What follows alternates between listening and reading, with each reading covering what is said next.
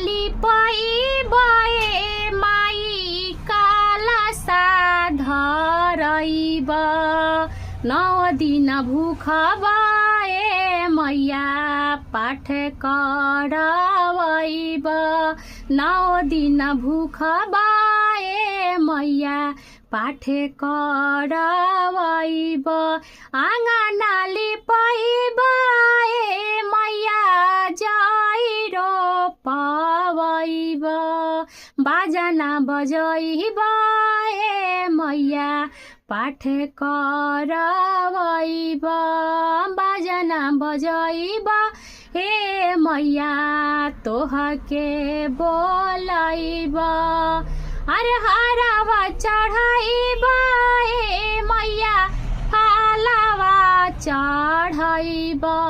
पूजावा करैब ए मैया तोहके बोलैब पूजावा करैब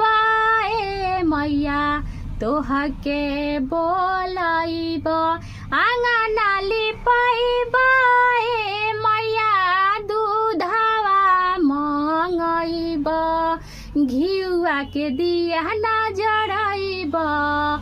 तोहके बोलैब दूधवा के आँगन लिपैब तोहके बोलैब।